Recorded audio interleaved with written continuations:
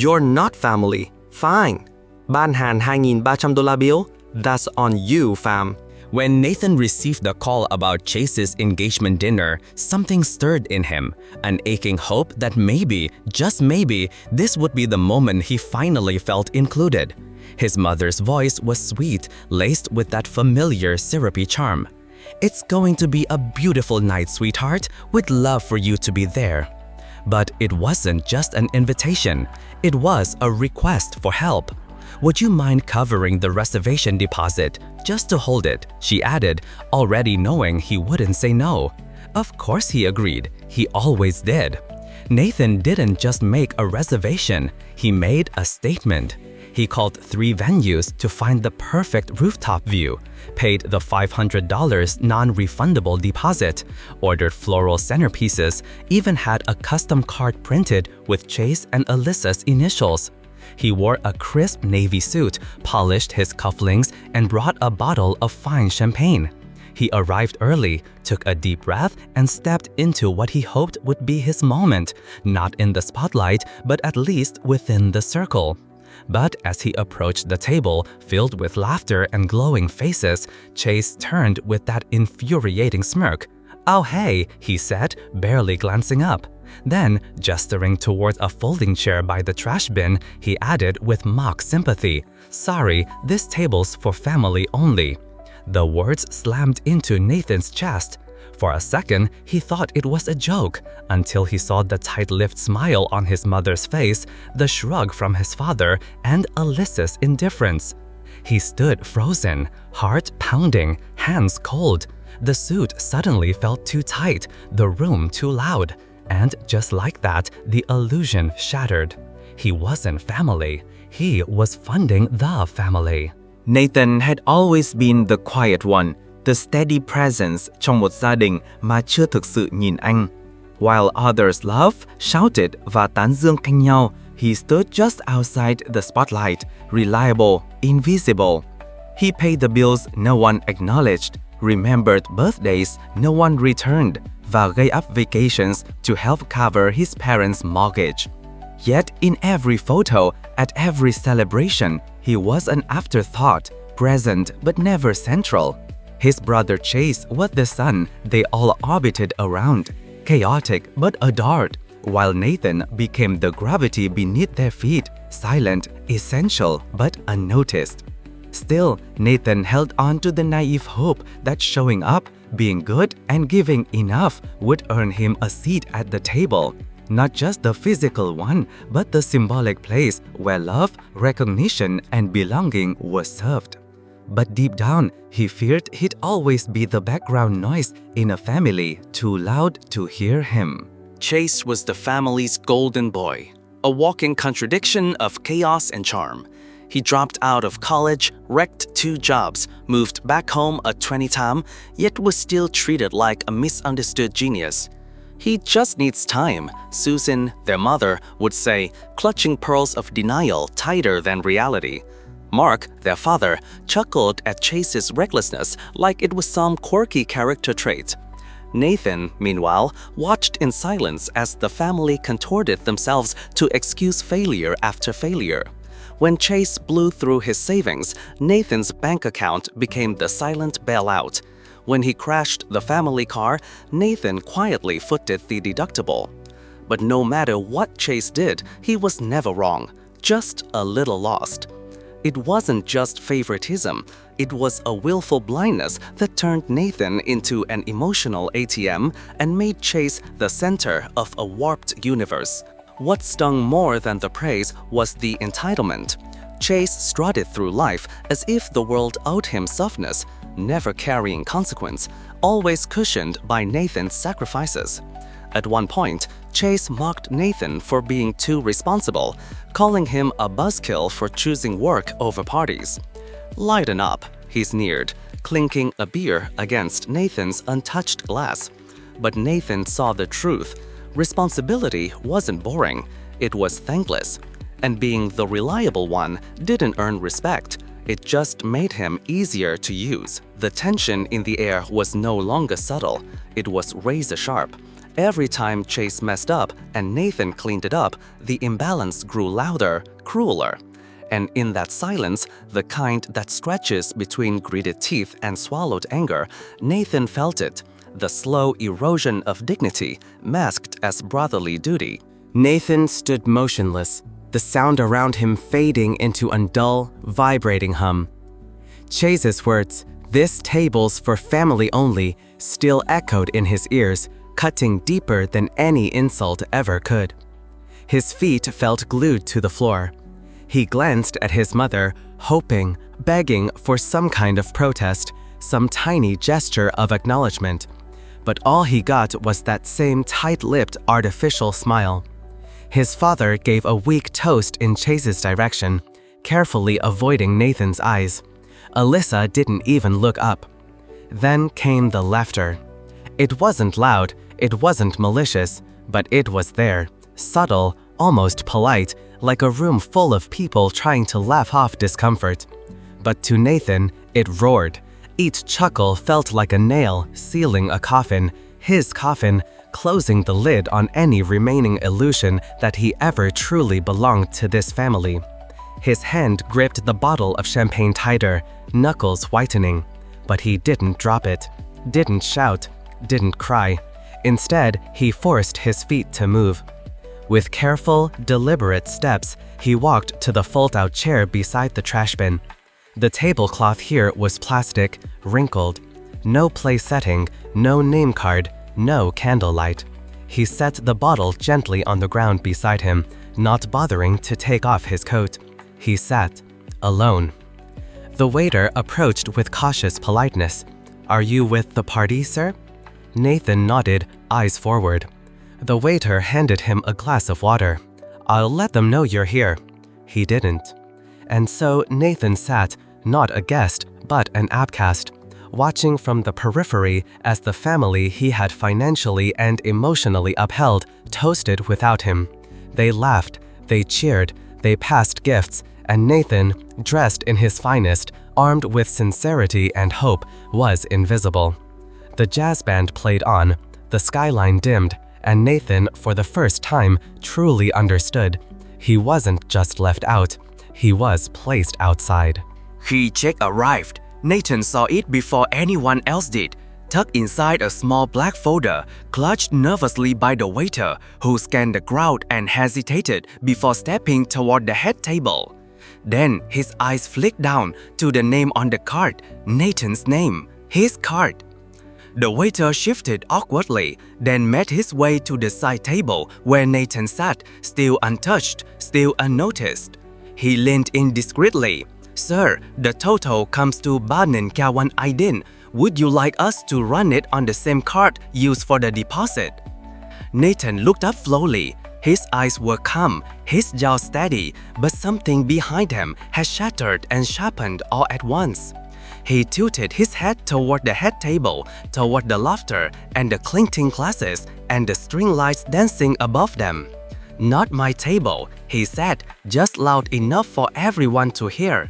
"I was told this is for family only." The sound of forks pausing mid-air, the stealing of background jazz, the silence that followed cracked the air like ice. Chase blinked, his smug grin faltering for the first time all night. "Bro, come on, it was just a joke." Nathan stood up slowly, each movement deliberate.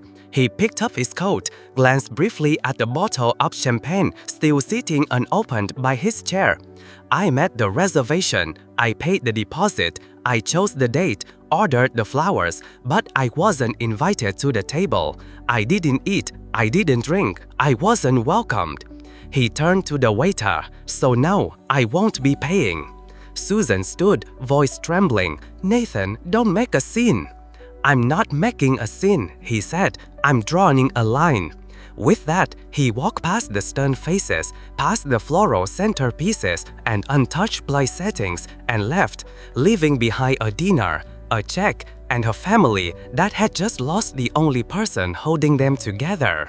Nathan walked down the staircase of that rooftop restaurant like a man shedding armor, each step peeling away layers of silence, self-denial, and years of swallowing hurt. The cold air slapped his face when he exited the building, but it was nothing compared to the chill that had lived inside him for years.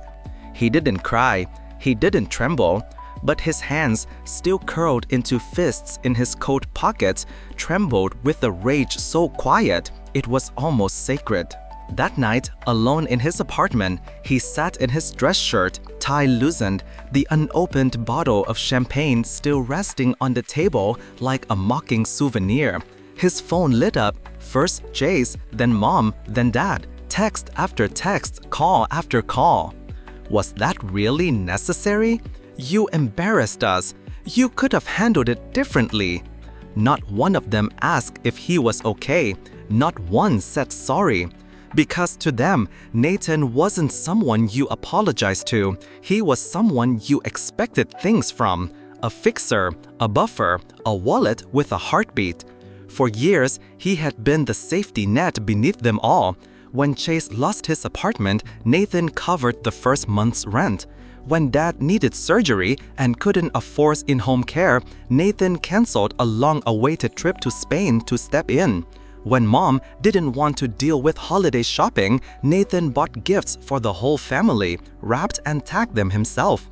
And in return, a folding chair by a trash bin, and silence. They weren't angry because they were hurt. They were angry because he had stopped playing his role. He had broken character. Nathan finally saw it. He wasn't family, he was infrastructure. Quiet support beams they never noticed until he withdrew. He scrolled through their texts once more, then powered off his phone. That act, so small, so quiet, felt louder than any fight he could have started. It wasn't just about the chair anymore, or the bill. It was about everything that came before. And for the first time, he let the truth settle. He had never been invisible. He had simply been used. The message came just after midnight. A number Nathan didn't recognize lit up his screen. He debated ignoring it. His phone had been a war zone of apologies that weren't really apologies and accusations wrapped in guilt. But curiosity won. He answered. "Hi," the voice said softly. "It's Alyssa." Nathan sat up straighter, surprised. She'd barely acknowledged him during the dinner. Her eyes glued to Chase, her laughter distant. Now her voice trembled. "I know we've never really talked," she began, "but I need to ask you something." "Go ahead," Nathan said carefully. "Did you really pay for everything? The deposit, the flowers, the music?" There was a pause. Nathan answered honestly, "Yes, I did. But I didn't do it for credit.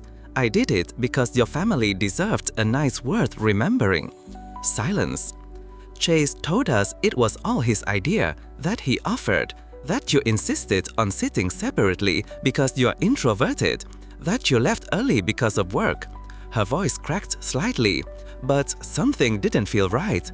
"So I called the restaurant, asked the manager for the invoice." Nathan waited. "I ended the engagement tonight," Alyssa finally said. Those words landed like thunder, not because Nathan had hoped for revenge, but because, for once, someone had truly seen the truth and acted on it. "It wasn't just what happens at dinner," Alyssa continued, her voice steadier now. "It was everything it revealed. The way Chase lies so easily, the way your family dismissed you, the way no one stopped to think how you felt.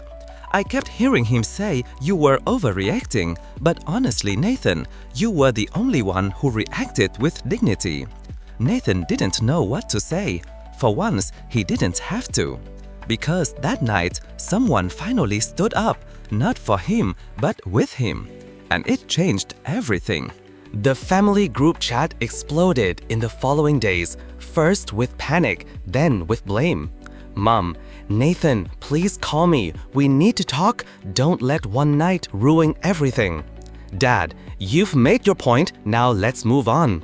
"Chase, bro, you seriously messed this up. Alyssa's family is furious. You need to fix this."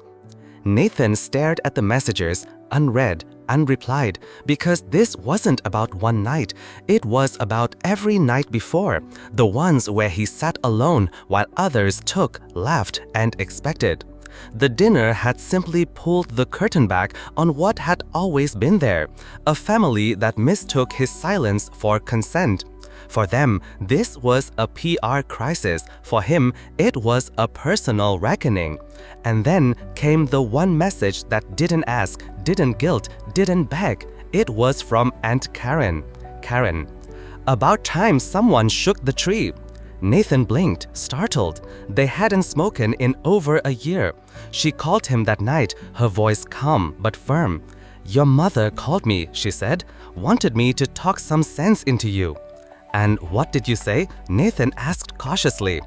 "I told her you didn't need sense, you needed space, and maybe it's time she and your father learned how to survive without using you as scaffolding." For the first time in years, Nathan felt something unfamiliar rise in his chest, validation.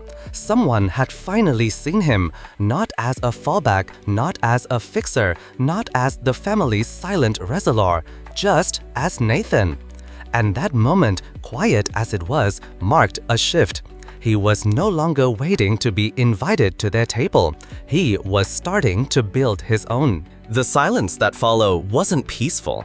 It was tactical. The family group chat, once a flood of emojis và shallow holiday greetings, went dark. The air felt loaded, as if everyone had collectively held their breath, waiting to see what Nathan would do next. But he did nothing. No calls, no texts, no responses. For the first time in his life, he became the ghost. And that haunted them. He knew it because the guilt started to mutate. No longer framed as apologies, it turned into demands laced with desperation. "Mom, Nathan, this is getting out of hand. Be the bigger person." "Dad, you've made your point. Let's move forward." "Chase, Alyssa's dad pulled the wedding deposit. She moved out. You happy now?" But Nathan didn't feel joy. He didn't feel vindicated. What he felt was clarity. They weren't devastated because they hurt him. They were devastated because their consequences had finally arrived, carried not by karma, but by Nathan's refusal to carry them anymore. And that was what they couldn't handle, not the fallout, the loss of control. One night, as he sat quietly on his balcony, sipping coffee in the dark, Nathan realized something profound. The dinner wasn't the breaking point, it was the mirror. It showed him the roles they'd all been playing, and more importantly, the one he'd finally stepped out of. He had always feared walking away would make him cruel, that setting boundaries would make him cold.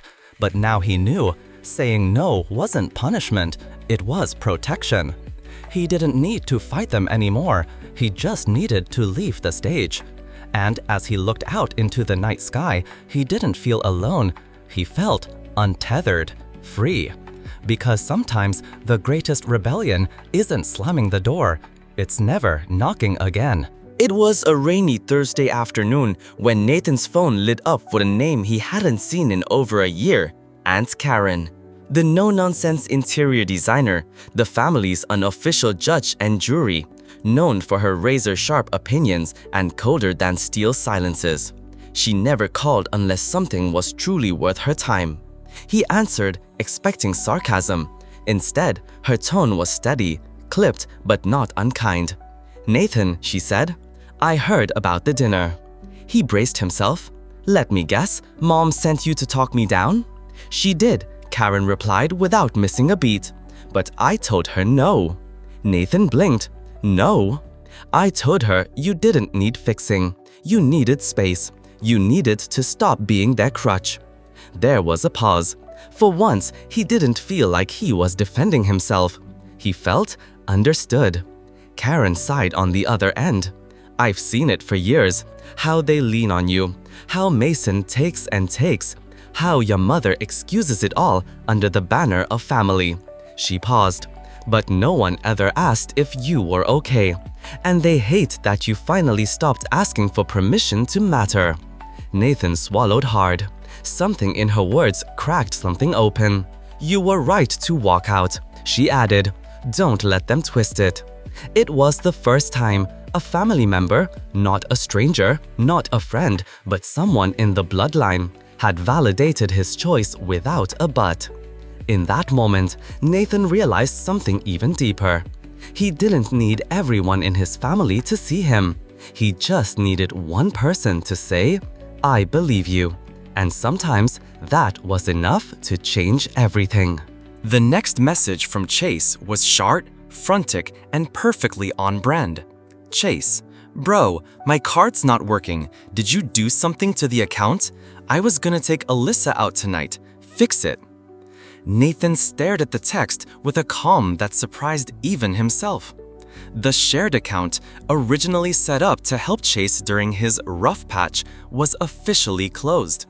Nathan had transferred the remaining balance into a private savings account 2 nights ago, quietly severing one of the last threads that tied him to his role as family banker. Then came the calls, 4 in a row. He let them ring. On the 5th, he picked up. "What did you do?" Chase's voice exploded through the receiver. "My gym membership bounced? I had a date. This is messed up." Nathan replied coolly, "I closed the account." "You what? You can't do that." "I can," Nathan said, "and I did. You told me I wasn't family, remember? You don't get to use my money if I'm not welcome at your table." There was a pause, then the shift, Chase's trademark pivot from outrage to guilt-tripping. "Come on, man, don't be petty. You're just jealous I got the attention." Nathan actually laughed, a sharp, dry sound that startled even himself. "Attention? Is that what you think this is about? You're throwing a tantrum because Alyssa's dad liked me more." "No," Nathan said firmly. "I'm done being your backup plan, your emotional and financial safety net.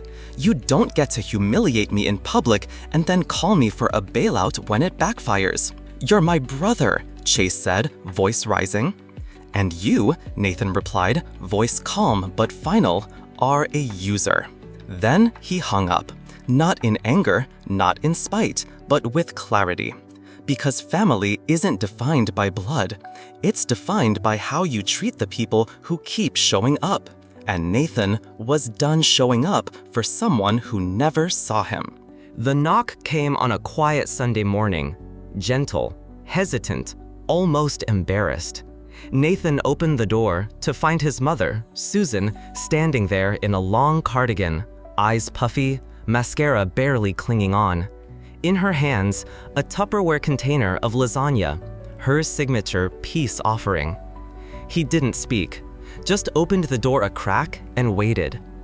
"I brought you dinner," she said softly, eyes scanning the threshold like she wasn't sure if she was welcome. He didn't take the lasagna. "I just want to talk," she added, no excuses. That was new. He stepped aside. She entered slowly, sat at the kitchen table like she had years ago, except back then, she'd sat there to scold him for being too serious, too distant, too dramatic. Now, she looked smaller, older, real. "I owe you an apology," she began. Nathan raised an eyebrow. "Just one?" Her lip quivered. "Fair, probably more than one." She folded her hands, fingers trembling. "I didn't see it. Or maybe I didn't want to. Mason's loud, he takes up space, and you just handled things, quietly, efficiently. I guess we stopped seeing you as a person and started seeing you as support." Nathan didn't respond. Not yet. "We were wrong," she whispered. "We let him treat you like less, and we never stopped him."